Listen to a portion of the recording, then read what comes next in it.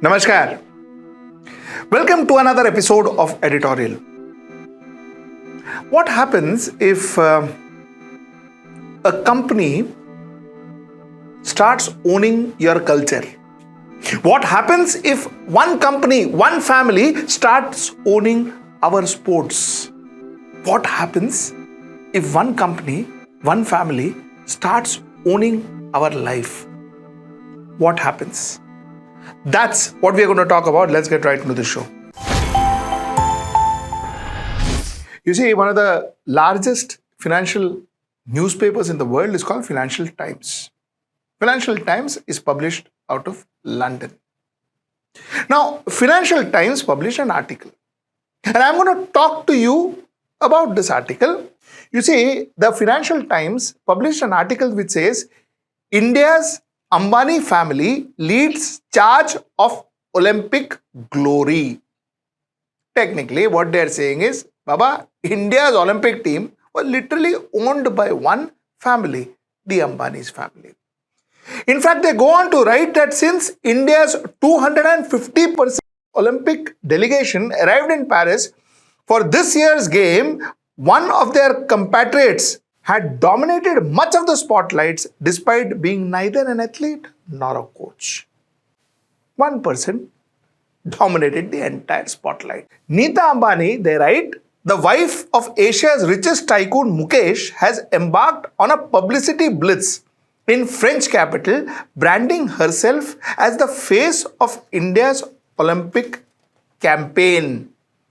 Let's complete with Olympics and then we will get more into this. You see, this newspaper writes the member of the International Olympic Committee, she inaugurated India House. India House was inaugurated by Neeta Ambani and India House was sponsored by Reliance. India House in Paris in the Olympics arena was sponsored by Reliance and it was inaugurated by Neeta Ambani. And in that particular India House, Neeta Ambani announced that India has arrived and it is time that the flame which was first lit in Athens lights up in the ancient land of India. She announces that India should be hosting Olympics, maybe in 2036. That is what is said. Shouldn't the president, prime minister, etc. be talking about this? Shouldn't there be an official phase that talks about India hosting Indian Olympics other than a businessman's wife? Is that how it works? I'm asking. Like I said, again, let me tell you, I don't blame the Ambanis because Ambanis, like any other businessman, is trying to own the space. Now, let me tell you the problem that I want to discuss. You see, like somebody was telling me, you could watch the Olympics with a Geo internet in a Geo OTT platform.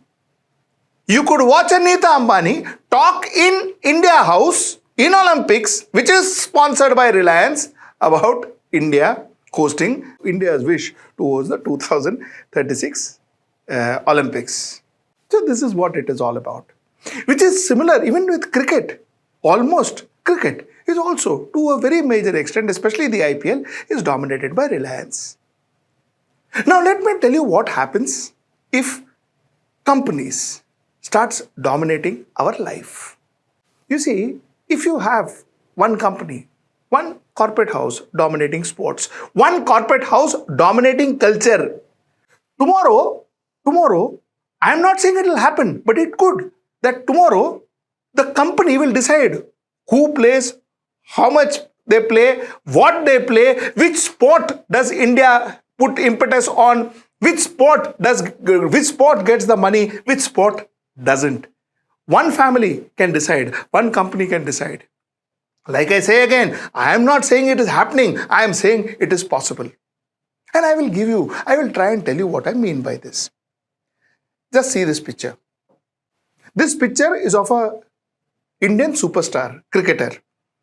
And you see the picture and see the uniform that he is wearing. This is the test match uniform that this player is wearing. I don't think it is the latest. I think it's slightly older. But the latest also I will show you. It's a test match uniform. And show me, this is an Indian cricketer.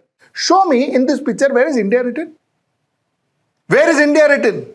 He's playing for India. It's an Indian team. 140 crore of people sit there day night watching, hooting for this team. And where is India written there? Show me an Indian flag there.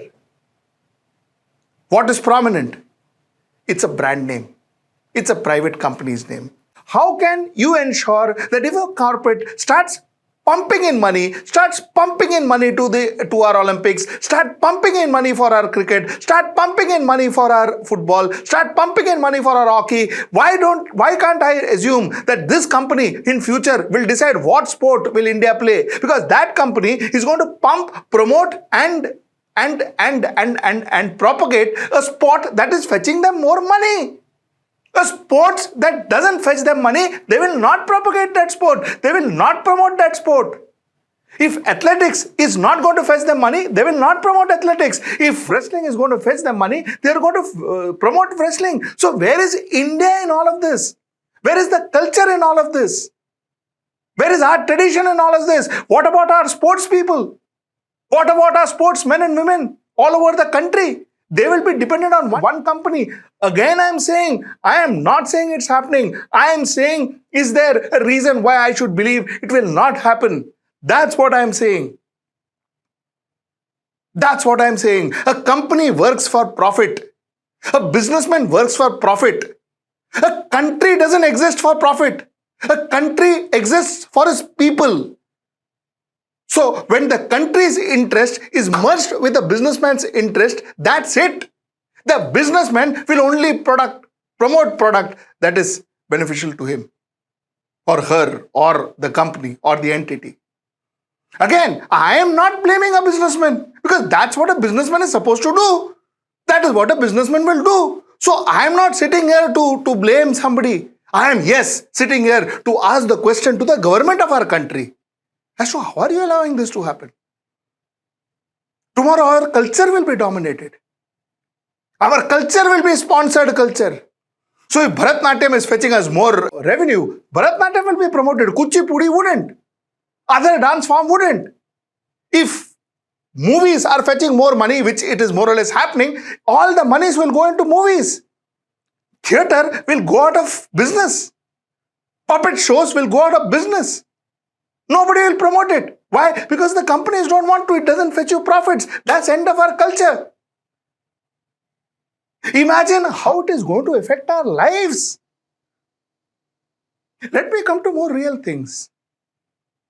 Because I never thought as a young Indian, in my younger days, I never thought that one day most of the airports will belong to one company or most of the ports will belong to one company. I never thought, honestly.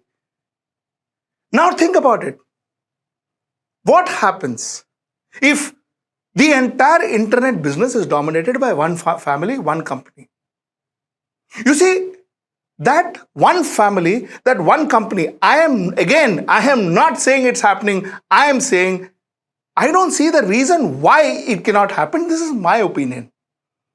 What happens is that one family, that one company ensures that one state doesn't get internet and one state gets pumped with all 5G, 6G, 7G internet and one state is deprived of internet. Wouldn't that company be powerful enough to ensure that that one state is pulled back to Stone Age?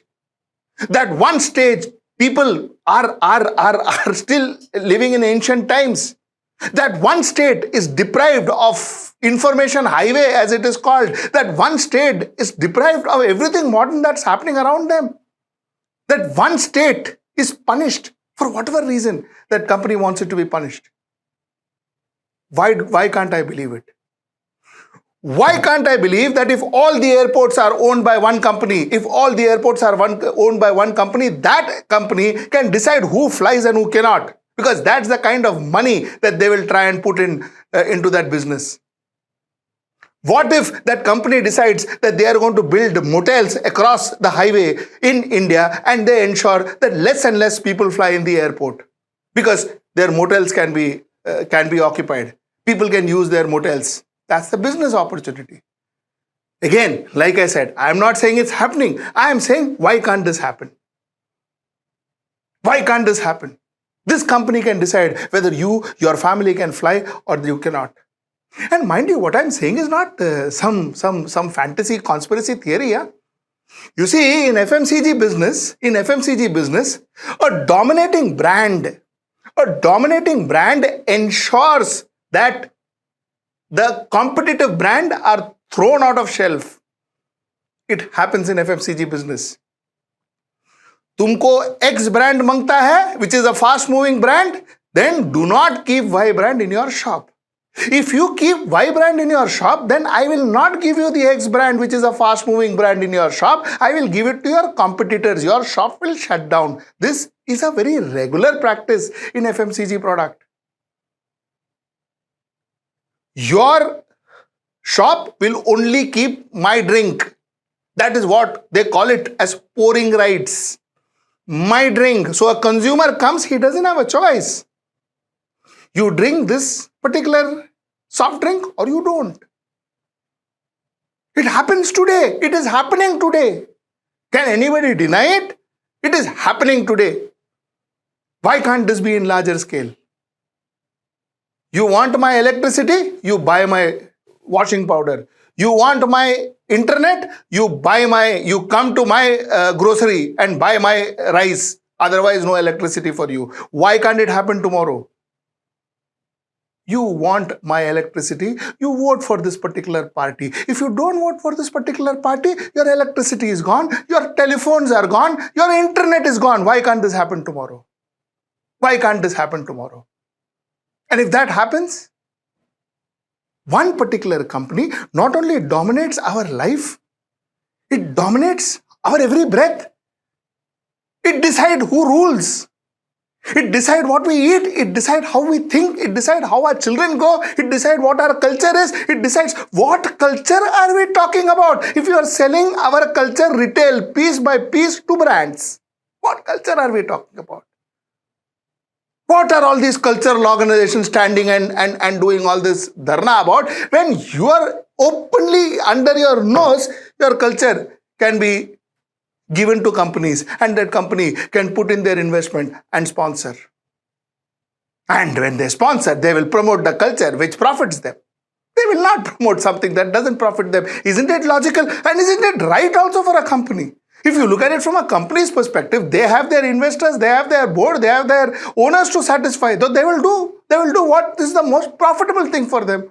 So I don't think they are wrong. Well, the people who are wrong are us. The political system, the government, and us, the society, who allows this to happen. One by one, our life can be monopolized. And every time our life gets monopolized, believe me, your children are losing one right at a time. Tomorrow, we may need permission to breathe.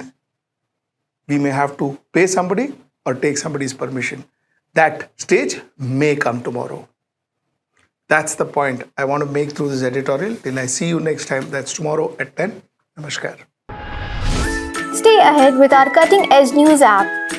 Instantly access the latest shorts in just 1 minute and breaking news in just 50 words.